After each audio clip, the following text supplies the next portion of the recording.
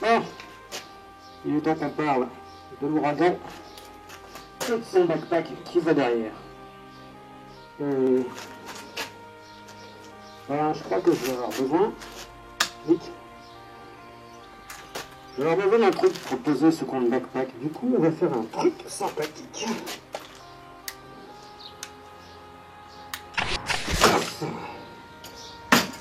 Voilà. Bon. Les chaudières de type cyclone. C'est parti. Et puis accessoirement, on n'est plus en zone contaminée, donc je vais pouvoir retirer ce compte casque. Parce qu'il est quand même assez efficace. Mais il tient chaud. Donc on va voir ça en détail, on va voir comment l'entretenir, on va voir comment gérer la pression. Bon, en fait, on va tout voir et on va voir aussi pourquoi l'organesson est tellement important dans ce merdier et comment gérer l'organesson avec son ouragan. En premier, vérifier la pression primaire de l'organesson. Vaut mieux trop que pas assez. Rappelez-vous que si vous descendez en dessous de 500 bars, votre organesson se solidifie. Si ça se solidifie, les valves se bloquent. Si les valves se bloquent, et ben ça pète. Et si ça pète, ben vous êtes mort. Donc, en général, on reste entre 600 et 700 bars. C'est ce qui est conseillé. Là, je suis un peu trop, mais ça va. D'ailleurs, tac, on va verrouiller.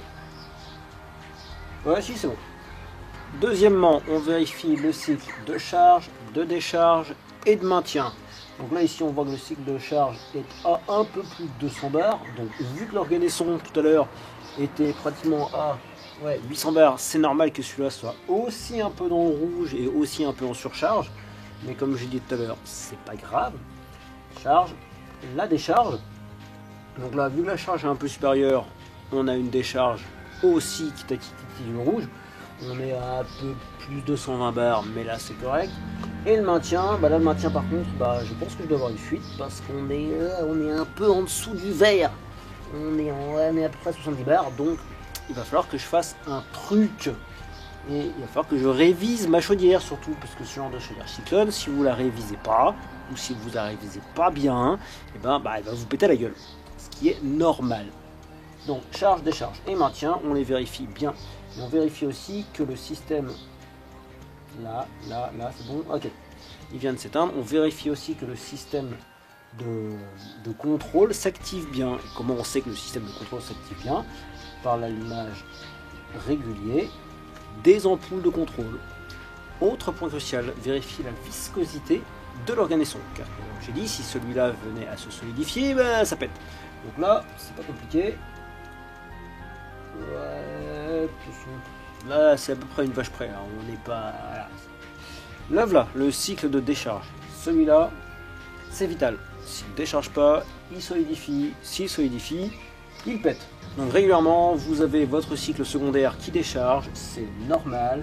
C'est... Voilà.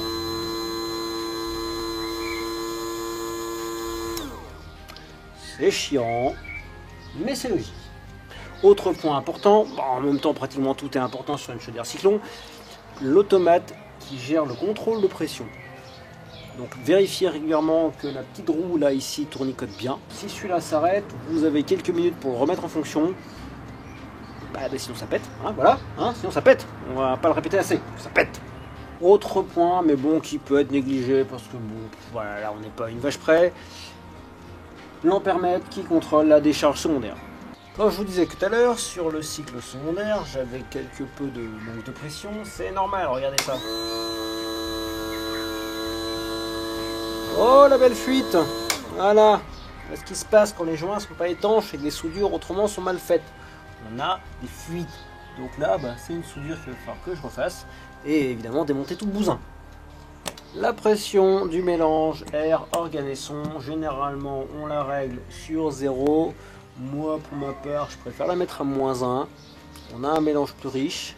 Et au niveau de la temporissage, on est un peu plus précis. Je dis bien un peu plus, on passe d'une dizaine de mètres de précision à peu près 5 mètres de précision. Ce qui est déjà pas mal. C'est pas celui-là qui va être le plus important pour un temporissage précis au poil de cul, mais déjà bien. Et accessoirement, on n'oublie pas. Hop là, je le mets ici, c'est mieux. Le réglage fin. Bon, le mien, par contre, j'ai pas de verrouillage. Donc, des fois, il se barre en cacahuète. Bref, c'est pas trop grave. C'est pas trop grave. J'ai mis une protection à la temporissage qui me permet de pas me retrouver dans un mur ou dans des ronces. C'est chiant, les ronces.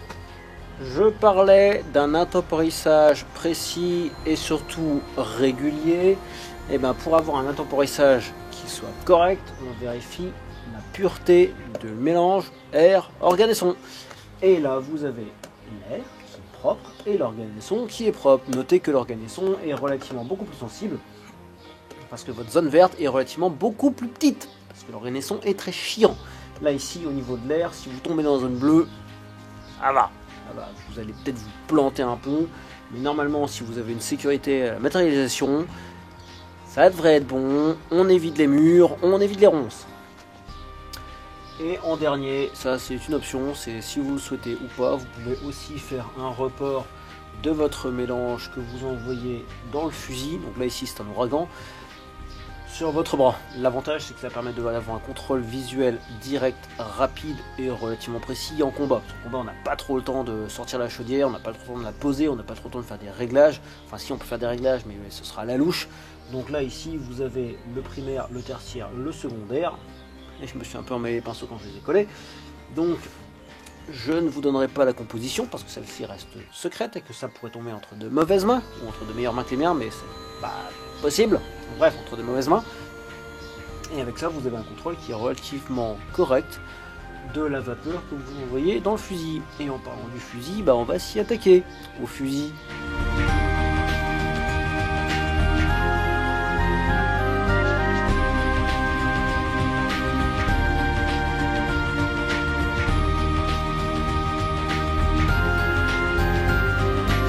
On va pas papoter ici du système de charge, de la gestion de la vapeur, du fusil, parce que bon, ce genre de modèle c'est la même chose que le Zephyr. L'Ouragan est basé sur le même principe, il est juste un peu plus puissant, il a une technologie qui est un peu différente, mais dans les grandes lignes ça reste la même chose.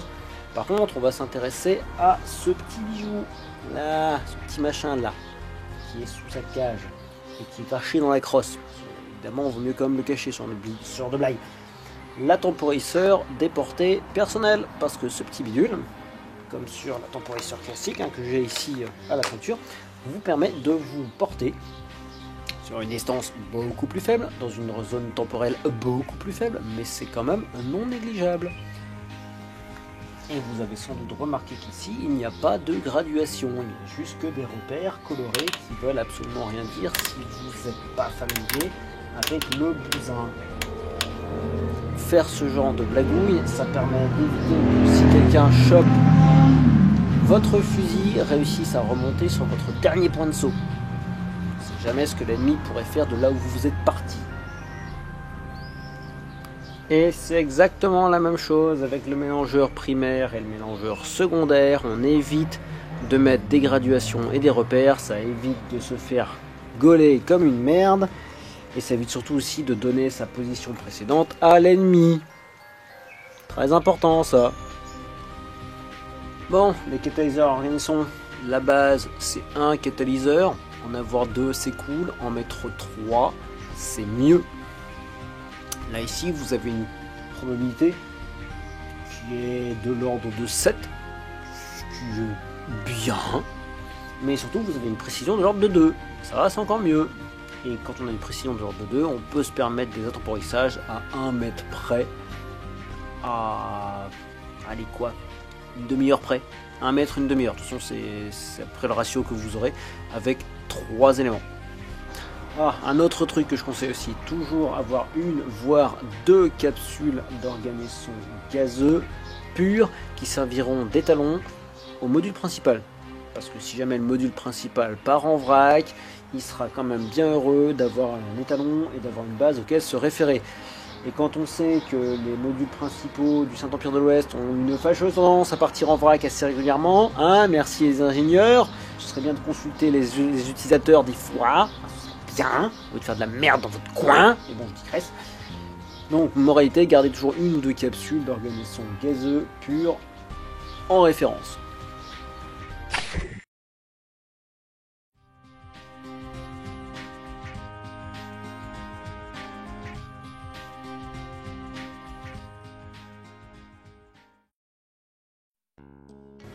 Bon, on va expliquer le fonctionnement du merdier, parce que le backpack du Zephyr, il a bien muté depuis les tout premiers prototypes, où il y avait juste une planche, une batterie, un compresseur, et j'avais dû mettre 2 ou 3, je vous mettrai une photo aussi, et j'avais dû mettre 2 ou 3 sparklets de CO2 pour faire un truc un peu plus classe, un truc un peu plus joli.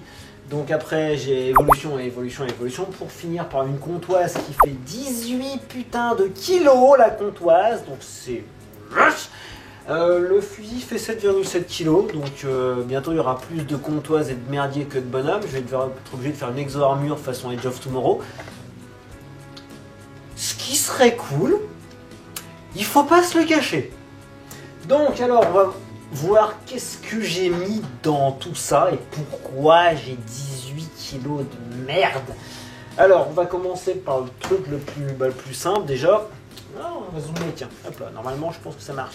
Donc là nous avons 900 grammes de conneries, il y a 3 manomètres hein, et ça fait 980 grammes, donc ouais, pratiquement 1 kg de merde. Donc c'est l'intérieur du manomètre qui pèse un âne mort et je peux pas l'enlever, parce que sinon, enfin pas sur ces modèles là en tout cas.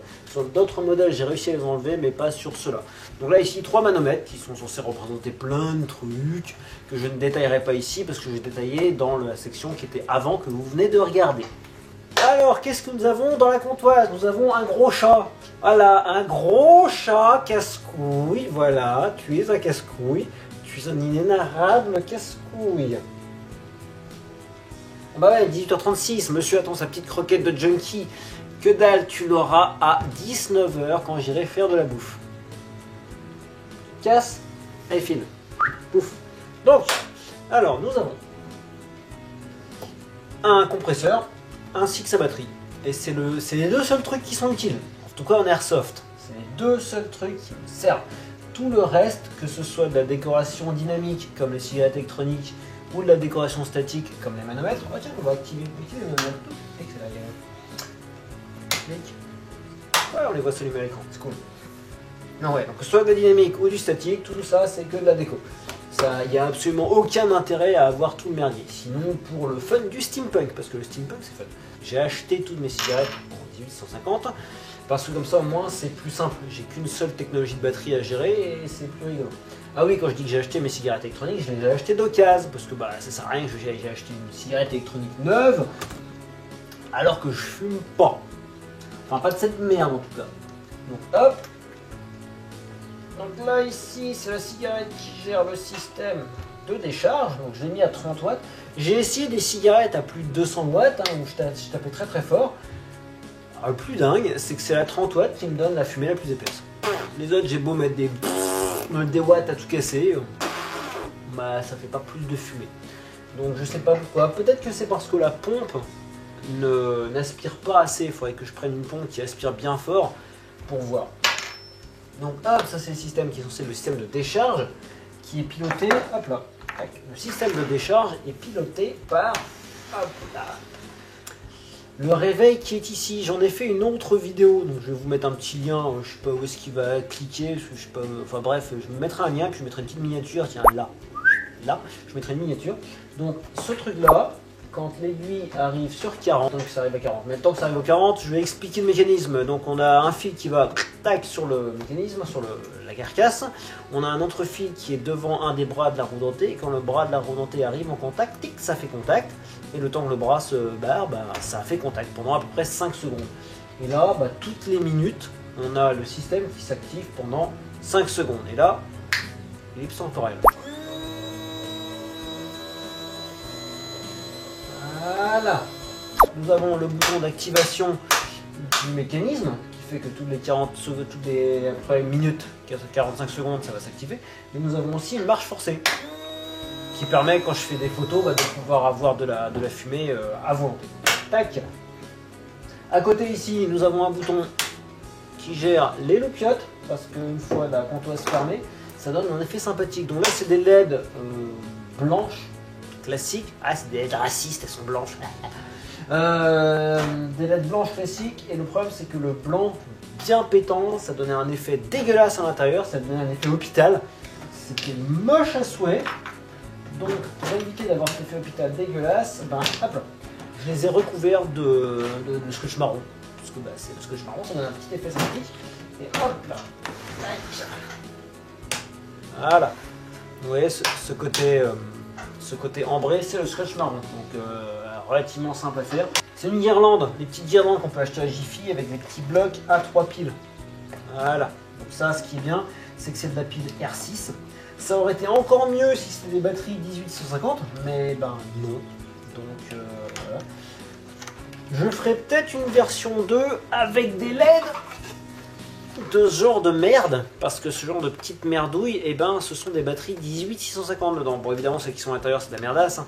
Mais l'avantage, c'est que j'ai des LED dans tous les sens, et que normalement, si les mecs sont pas trop cons, il y a déjà la résistance du groupe de LED, donc je pourrais alimenter toutes ces petites LED sympathiques avec un seul élément. Évidemment, je ne prendrai pas un seul comme ça, hein, je prendrai un truc plus grand pour pouvoir faire le pourtour, et comme ça, bah, ce truc-là, on est alimenté par 3 piles R6, où il faut toujours que j'ai des piles R6 en vrac, et là, ce sera alimenté par des LED 18650. Une cigarette électronique qui monte directement sur une petite pompe à lave-glace, et après le tout s'en va vers les buses d'éjection.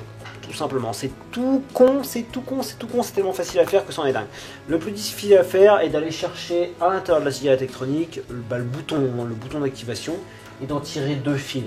Mais c'est vraiment le plus difficile, quoi. Passer ça, c'est de la piste de chat, c'est de la gnognotte. Donc ce que vous pouvez faire en général, c'est soit mettre un bouton tout simple qui va donc, une fois qu'il va se fermer, va piloter la cigarette ainsi que la pompe à lave-glace, ou soit faire comme moi si jamais vous avez besoin. Donc là, le bouton tout simple, hop, c'est celui-là, hein, pouf, tac. Mais le mieux, c'est quand même de mettre un petit relais des familles. Alors, le petit relais des familles qui est là, tac, voilà. Vous mettez un petit relais qui est alimenté bah, sur la batterie. Là, la batterie, là. Le relais à la batterie. Le chat. Putain, ma télécommande. Eh mais c'est PWAP cette fois-ci. Ouais, quand c'est pas ton fils qui fait de la merde, voilà, tiens. Ouais, cette tête de coupable là. Voilà, quand c'est pas ton fils qui fait de la merde, c'est toi. Bon, tu peux rester sur mon siège. Ouf. Donc, je disais donc dans cette vidéo de merde. Alors, je disais donc que le plus facile c'était donc de mettre une cigarette électronique, la pompe à lave-glace, le tout sur un petit relais des familles, relié à sa batterie. Comme ça, on peut le piloter à distance. À distance, soit par un système purement mécanique comme l'horloge qui est sur le côté, soit par un Arduino ou une autre connerie si on veut faire plus de bidule. Mais pour un élément steampunk, je trouvais un peu dommage de piloter ma cigarette électronique par un autre module électronique. Et certains me diront, mais pourquoi Xelos, tu n'as pas mis une cigarette mécanique? Parce qu'une cigarette mécanique, comme ça moi je m'affranchis du petit écran, qui est encore plus rigolo. Problème de la cigarette mécanique, c'est qu'on ne peut pas faire de réglage à la volée. On ne peut pas modifier en direct, il faut, c'est la résistance, tout le merdier qu'il faut modifier, donc c'est un peu chiant en convention quand vous avez un souci. L'autre jour, je les avais mis à beaucoup trop puissance, ça sentait le cramer, j'ai réduit direct et hop, c'est bien passé. Et quand vous réduisez aussi la puissance, le wattage, vous consommez moins de liquide. Donc cigarette mécanique, c'est cool, mais cigarette électronique, c'est beaucoup plus facile. Et puis bon, le fait d'avoir un petit écran qui s'allume, hein. Ah, c'est fun quand même, hein. On va se l'admettre. Donc là, ici, donc celle-là, c'est ce qui symbolise le système de décharge de la chaudière, qui est automatisé. L'autre à côté, c'est celle qui est en parallèle du compresseur. Donc évidemment, voilà. On va l'activer aussi, hein, ça va être fun.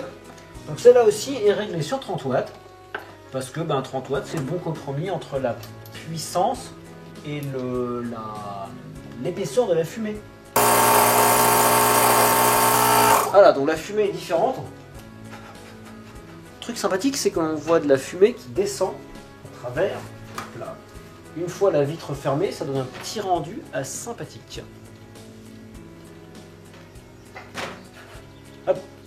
Ensuite, qu'est-ce que j'ai fait? J'ai fait le système d'éclairage des manomètres. Donc là, c'est toutes les, on va dire, 8 secondes à peu près. Pendant 5 secondes à peu près, ça s'allume. Donc c'est des vieilles lumières de tableau de bord de char que j'ai récupéré parce que c'est fun et surtout ça a un petit côté rétro avec le filament. Donc celles-ci sont directement en 12 volts avec la résistance qui va bien, tout est déjà prémonté, c'est vachement cool. Et le soir, enfin dans l'obscurité on va dire plutôt, ça donne un petit côté sympatoche. Donc là, le petit défaut électrique que vous voyez, c'est pareil, ça vient du mécanisme que j'ai utilisé. Le mécanisme qui pilote les LED des manomètres, c'est ce truc là. Donc là c'est exactement le même principe, on a une roue dentée qui est cachée derrière, sur laquelle vient se caler un fil qui est relié à la masse du bousin. Et là en fait c'est directement sur chaque branche que le fil va faire contact. L'ampèremètre qui est fonctionnel, ampèremètre totalement fonctionnel, hop là. Voilà. À chaque fois qu'on envoie un petit coup de gaz, et ben on voit l'aiguille qui bouge. Ça sert absolument à rien parce que évidemment c'est derrière et dans mon dos, mais ça sert pour le fun et pour les visiteurs. Et toi tu miaoutes dans tous les sens. Ouais, miaou, miaou, miaou. Pour le reste.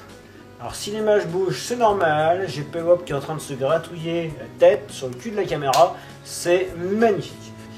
Ben, nous avons un réveil dont le mécanisme et ce que vous avez vu, ce qui est à l'intérieur et ce qui pilote les lumières des 3 manomètres en dessous. Et à l'intérieur, j'ai mis donc un dessous de verre rond qui faisait pile poil la bonne taille. J'ai même pas besoin de le découper, donc là c'est cool. Et les aiguilles que vous voyez là sont les aiguilles du réveil que j'ai réutilisées. Petite astuce pour tous les steamers qui font des trucs faux, des trucs factices. N'oubliez jamais de faire en sorte que l'on puisse voir l'ombre de l'aiguille. C'est-à-dire, ne collez pas votre aiguille directement sur le carton. Il y en a plein qui font ça, c'est moche parce que c'est juste pas réaliste. Le petit détail qui change tout, l'ombre de l'aiguille sur l'élément. Parce que sur un vrai manomètre, les aiguilles ne sont jamais collées à la plaque qui est derrière. Sinon ça frotterait, ça fait un truc fort. C'est jamais collé. On le voit sur celui-là, on voit une petite ombre des familles. Voilà. Mettons une ombre. Faisons une ombre. Hop là. Je vais cramer mon plan. Voilà, bah ouais, je vais cramer mon plan comme un gros couillon, bien sûr. Tac. Bon, c'est de la merde. L'arrière du bousin, ou plutôt l'avant, ça dépend dans quel sens on se tourne, parce que l'avant et l'arrière, suivant comment il tourne, ça change tout. Donc, c'est la base du premier, la base du V1. On a la plaque sur laquelle était posé le premier système. Donc ouais, le premier système c'était ça et ça. Pas franchement énormissime. Par contre c'était vachement plus léger en airsoft et j'étais beaucoup plus mobile parce qu'avec celui-là, me demandait absolument pas de courir. Je suis encore plus lent qu'avec le Nemesis. Donc ça, la course est mort.